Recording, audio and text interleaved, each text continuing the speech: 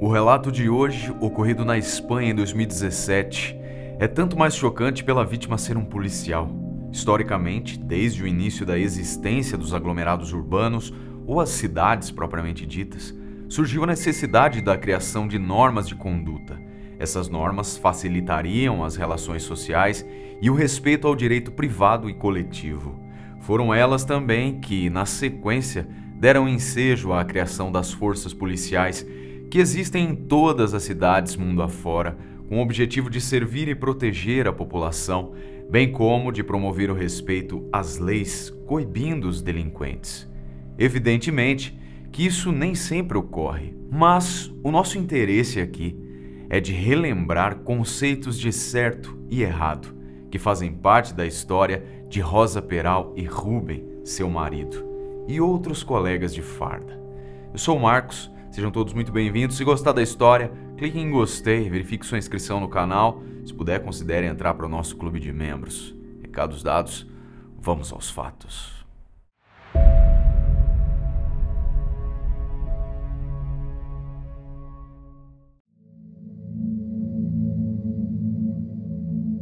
Rosa Peral nasceu na Espanha no ano de 1986. Ela trabalhava como dançarina em uma das boates mais famosas de Barcelona, até que com seus 20 anos de idade, Rosa decidiu que precisava trilhar um novo caminho em sua vida. Inicialmente, ela sonhava cursar medicina veterinária e ficou bastante frustrada quando sua nota não foi suficiente para ela ser aceita na universidade. Então, o plano B, proposto por Rubem, seu namorado naquela época, foi que ambos tentassem uma vaga na Guarda Urbana de Barcelona, algo como nossa Guarda Civil Municipal. Rosa conseguiu ingressar na Guarda Urbana, contudo Rubem não. Assim o rapaz prosseguiu estudando engenharia de informática até poder novamente se candidatar à carreira policial apenas 2 anos depois. Passado algum tempo, Rubem se tornou um agente de outra força policial, conhecida como Mossos d'Esquadra. Após esse direcionamento profissional do casal, com uma carreira pela frente, estabilidade profissional e crescimento financeiro, quando cada um possuía seu próprio veículo e estavam também pagando uma casa para futuramente viverem juntos, tudo parecia muito bem. Com alegria, no ano de 2010, o casal deu as boas-vindas à sua primeira filha e 3 anos depois, em 2013, mais uma bebê chegou à família, levando Rosa e Rubem a oficializarem sua união naquele mesmo ano. Apesar desse início aparentemente bem estruturado, o casamento de Rosa e Rubem durou somente 3 anos. O motivo do fim teria sido a descoberta de traições frequentes de Rosa com um de seus colegas da guarda, um homem chamado Alberti Lopes. 6 meses se passaram desde que Rosa anunciou o término de seu casamento com Rubem, quando ela contou a seus amigos que tinha um novo namorado. Pensando que essa pessoa seria Alberti, os amigos dela ficaram tanto surpresos quando Rosa os apresentou a outro homem, um tal de Pedro Rodrigues, que também era um agente da Guarda Urbana. Como em muitos casos de divórcio, o de Rosa e Rubem foi marcado por momentos de tensão, principalmente no que dizia respeito às filhas pequenas e aos aspectos financeiros. Apenas para vocês terem ideia, os problemas eram os mesmos de muitos outros casais que divorciam. Rosa não queria dividir a tutela das crianças com o ex-marido e Rubem não aceitava continuar pagando as parcelas referentes à compra de uma casa, na qual agora outro homem já estava vivendo com sua ex-esposa. Ao fim dos trâmites judiciais, foi decidido a guarda compartilhada das meninas e determinou-se também que Rubem ficaria responsável pelas despesas com o colégio das filhas e pelo pagamento de metade dos gastos relacionados à compra da casa. Totalmente dentro dos seus direitos, isso é, de buscar a sua felicidade pessoal e nenhuma crítica em relação a isso, cabe-nos relatar que Rosa Peral continuava com a sua vida amorosa sempre bastante movimentada, tanto que pouco após o seu divórcio, Rosa encarava a justiça novamente. Dessa vez, a mulher interpôs uma ação contra seu ex-chefe na guarda, um homem chamado Oscar, com o qual ela manteve um romance de curta duração, enquanto ela ainda estava casada. Esse Oscar percebendo na época que Rosa não iria se divorciar para que eles dois ficassem juntos, simplesmente enviou por correio para todos os colegas da honrosa guarda urbana fotos íntimas dele com Rosa. Sem dúvida alguma, um golpe baixo que chamou a atenção da mídia, especialmente por envolver agentes da segurança pública, até ganhando as manchetes com o expressivo nome de vingança pornô. Com essas fotos vazadas, ou seja, sua vida privada levada grotescamente a público, isso poderia até mesmo lhe render uma boa indenização. Contudo, nada que fosse suficiente para apagar a sua vergonha e desonra.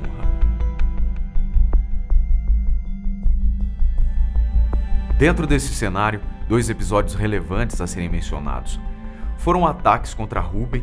O primeiro deles, quando o seu veículo teve os pneus furados, e o segundo ocorrido pouco depois e de gravidade infinitamente maior, quando o cachorro de Ruben foi encontrado morto, vítima de envenenamento. As suspeitas recaíram sobre Rosa Peral, a ex-mulher. Entretanto, não havia como comprovar o envolvimento dela nesses acontecimentos. No dia 4 de maio de 2017, um carro carbonizado foi encontrado no pântano de Fox, uma hidrelétrica construída sobre o rio de mesmo nome, a 50 quilômetros de Barcelona. Ao ser notificada, a polícia chegou ao local e, ao abrir o porta-malas do veículo, encontrou um cadáver. As investigações relacionadas às placas do veículo identificaram que o proprietário do mesmo era Pedro Rodrigues, policial que já mencionamos anteriormente, quando ele e Rosa Peral assumiram o relacionamento depois que ela se separou do marido. Muito bem, ao ser oficialmente informada sobre o automóvel do seu companheiro e sobre a possibilidade de ele ser a vítima carbonizada, ela permaneceu impassível e nem um pouco surpresa com o relato da polícia. Rosa ainda foi questionada se Pedro Rodrigues possuía algum tipo de prótese, uma vez que algumas pequenas peças metálicas foram encontradas no veículo junto do pouco que havia restado do corpo da vítima. Rosa confirmou esse fato, relatando que Pedro havia, no passado, se submetido a uma cirurgia na coluna, ocasião na qual ele recebeu algum tipo de prótese. Convidada pela polícia a prestar depoimento na delegacia, acontecimento esse totalmente necessário para as investigações do suposto assassinato de seu companheiro, Rosa se negou a ir, alegando ter de cuidar das filhas pequenas. O pai de Rosa, sogro da suposta vítima, foi ouvido pela polícia e declarou ter visto Pedro dias antes do carro ter sido encontrado.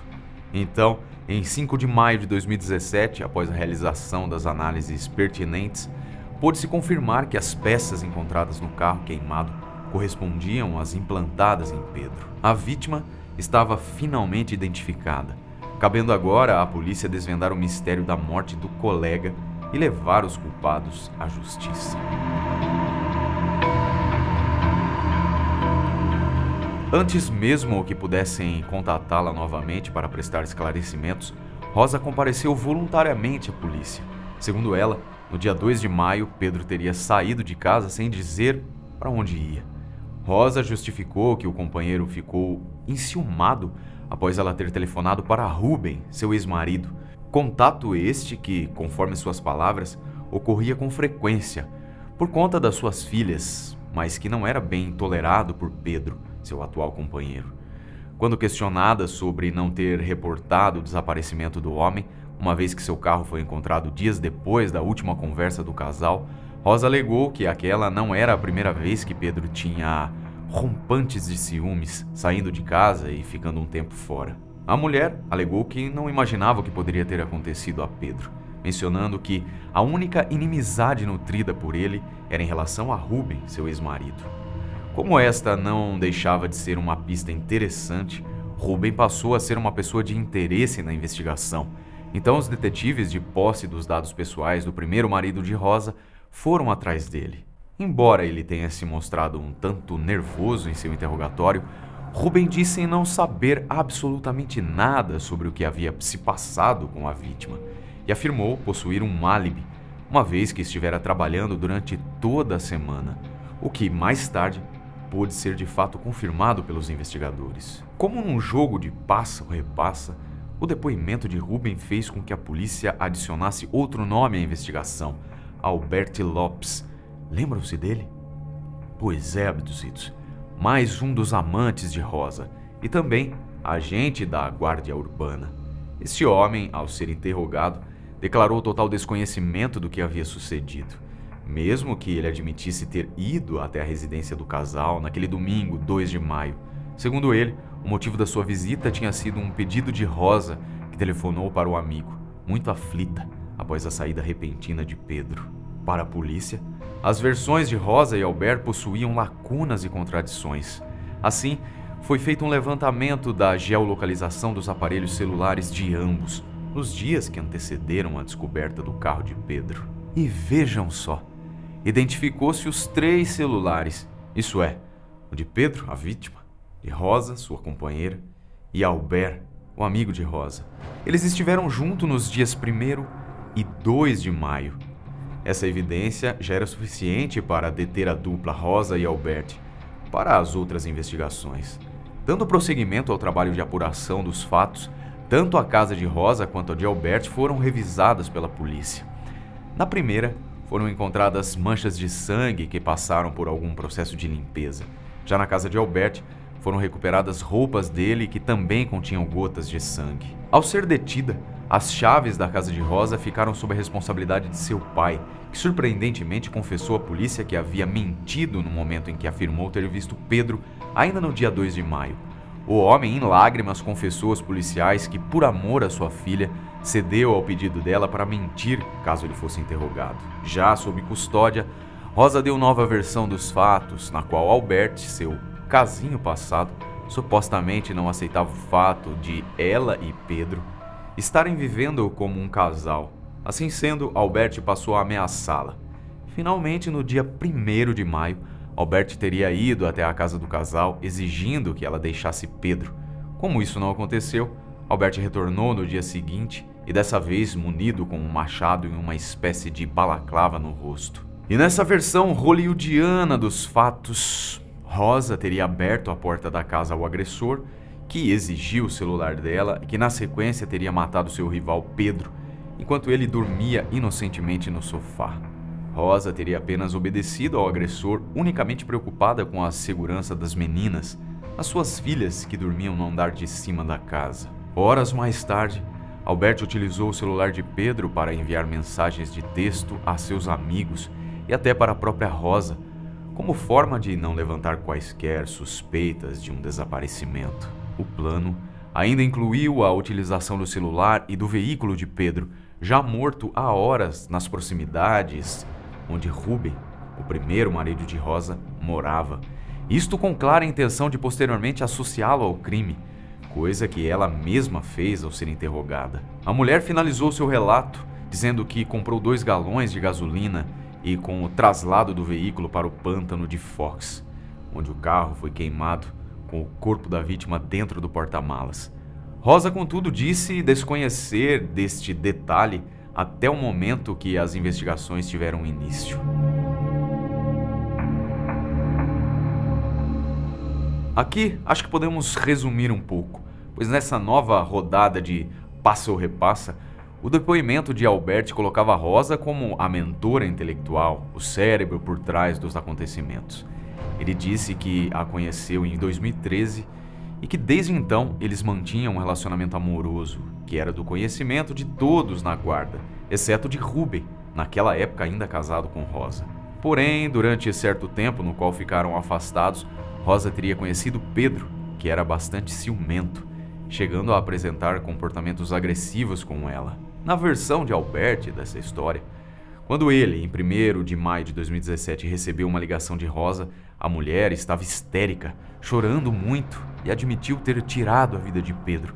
Mesmo não acreditando nisso, no meio da madrugada ele foi até a casa dela e confirmou que era verdade. Alegadamente, a mulher foi agredida na frente das filhas e, ao reagir, acabou por matar o companheiro. Então Albert, como um bom homem de lei, quis convencê-la a ir até uma delegacia, mas ela se recusou. A solução então proposta por Rosa foi de dar fim ao corpo do companheiro, do modo que já detalhamos aqui, dentro do porta-malas do carro, incendiado. Ou seja, na sua versão, ele era um homem inocente, envolvido no crime ao prestar auxílio a Rosa, uma mulher agredida e desesperada. Mais tarde foi evidenciado que o próprio Albert fez questão de informar a Pedro que a mulher o traía com ele, compartilhando com a vítima algumas das mensagens trocadas pelo casal. Ou seja, o relacionamento dentro da casa de Pedro e Rosa era insustentável, mas ela já havia passado por um divórcio complicado e não estava disposta a vivenciar isso novamente. Assim, ao invés de simplesmente dar fim àquela relação, ela e seu amante teriam decidido dar fim a Pedro. No julgamento de ambos, foram apresentadas fotos de uma confraternização profissional. Nelas, Rosa e Albert aparecem sorridentes se divertindo.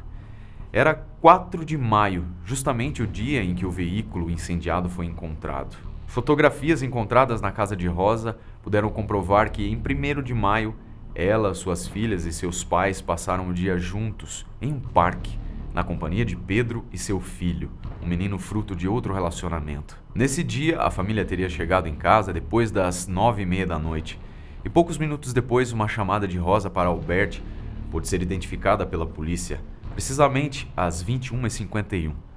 Imediatamente após essa ligação, Albert telefonou para Rosa de um aparelho celular secundário, sugerindo para os investigadores que isso seria como que o sinal para dar início ao que haviam planejado. E outro ponto que corroborou a versão da promotoria era o fato de que, embora legalmente não pudesse fazer isso em juízo, de maneira não formal, a filha mais velha de Rosa, com 6 anos na época dos fatos, contou ter visto Pedro descer cambaleando as escadas da casa. Isso levou os investigadores a acreditarem que ele poderia ter sido drogado. Outros elementos que pesaram na acusação foram, por exemplo, o testemunho de um dos colegas de Albert em 16 de abril de 2017, que foi questionado nessa data por ele sobre como se livrar de um cadáver. O tal colega respondeu que uma boa opção seria colocar o corpo no porta-malas de um veículo e incendiá-lo. Mais tarde, Rosa teria admitido para um colega de cela que administrou a Pedro, um fisiculturista de 100 quilos, um remédio controlado para drogá-lo antes de sua morte.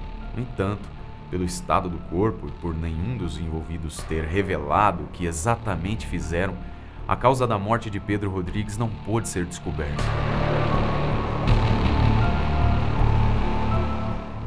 Finalmente, em abril de 2020, o tribunal considerou que, aproveitando-se da imobilidade de Pedro por conta do efeito da droga que ela o fez ingerir, Rosa chamou Albert até sua casa e os dois juntos tiraram a vida do seu companheiro. Rosa Peral foi condenada a 25 anos de prisão e seu parceiro de crime, Albert Lopes, a 20 anos atrás das grades. Contudo, os dois condenados recorreram das sentenças em novembro de 2021. E assim, o caso ainda não foi encerrado na justiça. Esse foi o caso de hoje. Espero que tenha gostado. Muito obrigado por assistir e até o próximo vídeo.